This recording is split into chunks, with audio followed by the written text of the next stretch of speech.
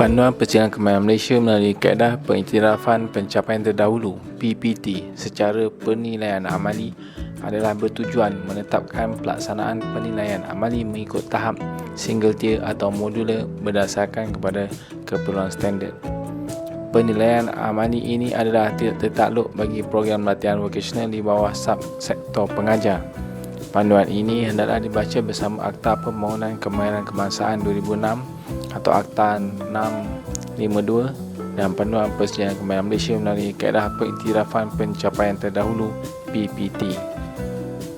Penilaian amali merupakan satu pendekatan penilaian tanpa pembangunan portfolio. Penilaian ini dilaksanakan mengikut keperluan standard bagi program yang dipohon oleh calon. Penilaian amali boleh dilaksanakan di dua lokasi, iaitu PBPPT atau Pusat Penilaian yang diluluskan oleh JPK. Pusat penilaian yang diluluskan oleh JPK hendaklah memenuhi kriteria berikut: merupakan agensi, syarikat yang berdaftar, penyedia latihan atau pusat bertarikhah PB yang bukan PBPPT, dan berupaya menyediakan kelengkapan dan peralatan mengikut keperluan standard yang dipohon. Calon boleh mencadangkan pusat penilaian yang hendak dijalankan semasa mengemukakan permohonan kepada JPK. Sekiranya pusat penilaian dicadangkan oleh calon tidak bersesuaian, JPK boleh melantik PBPPT yang ditauliahkan program yang dipohon. Semasa penilaian amali dilaksanakan, penyelaras PBPPT hendaklah hadir bersama PPL-PPT. Manakala untuk pusat penilaian akan dihadiri oleh PPL-PPT bersama personel yang dilantik oleh JPK. Tempoh masa penilaian ini adalah merujuk kepada soalan penilaian yang diluluskan oleh JPK mengikut bidang dan tahap yang dipohon.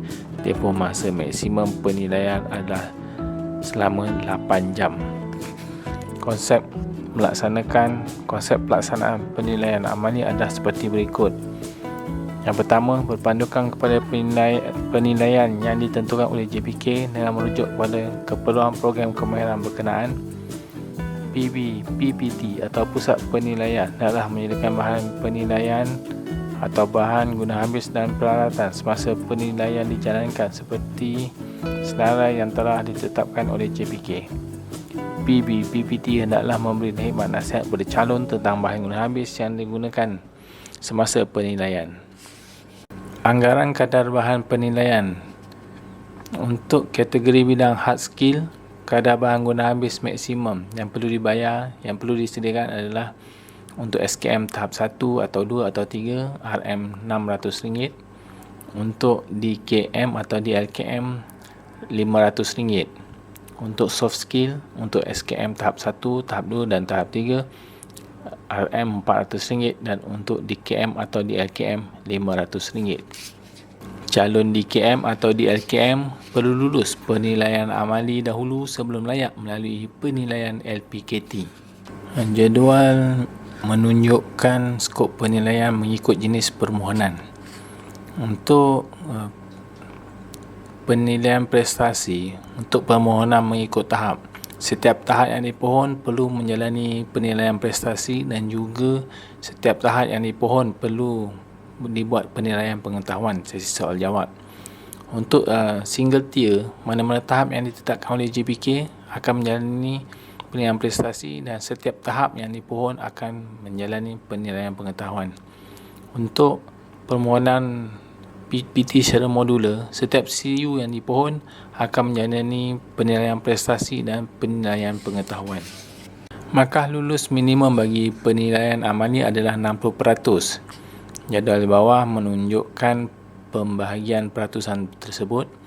Untuk komposisi pemarkahan penilaian bagi SKM tahap 1, 2 atau 3, untuk penilaian prestasi, peratus setiap komponen adalah 80%. Untuk penilaian pengetahuan untuk sesi soal jawab adalah 20% dan jumlahnya 100%. Peratus lulus untuk penilaian prestasi 50%. Untuk peratus lulus penilaian pengetahuan adalah 10% dan berjumlah 60%. Jadual di bawah menunjukkan komposisi pemarkahan penilaian bagi DKM atau DLKM. Untuk peringkat pertama, iaitu penilaian prestasi 80%, Dan penilaian pengetahuan atau sesi soal jawab 20% dan berjumlahnya 100%. 100 markah sama macam tadi, 50% untuk penilaian prestasi dan 10% untuk penilaian pengetahuan dan berjumlahnya adalah 60%. Untuk peringkat 2, untuk laporan pengalaman keterampilan terdahulu atau LPKT, perlu peratus bagi setiap komponen 100% dan markah lulus adalah 60%. Kapasiti bilangan calon adalah maksimum 8 orang sehari bagi setiap sesi pengendalian penilaian amali. Kaedah penilaian bagi permohonan persejilan mengikut tahap hendaklah mematuhi perkara berikut. Yang pertama, pemohon yang memohon lebih dari satu tahap secara serentak, penilaian dilaksanakan secara berasingan mengikut tahap yang dipohon.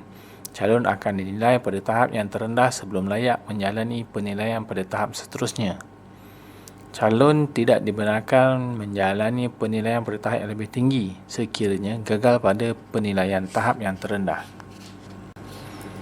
Bagi permohonan program DKM atau DLKM, penilaian LPKT hendaklah memenuhi perkara berikut. Calon hendaklah lulus penilaian amali bagi membolehkan calon menjalani penilaian LPKT. Sekiranya gagal penilaian amali, calon tidak boleh menjalani penilaian dan pembentangan LPKT dan status persejilan adalah gagal. Calon hendaklah menyedia dan membentangkan LPKT pada program yang dipohon. Bagi permohonan secara single tier, penilaian LPKT akan dinilai pada tahap yang tertinggi sahaja.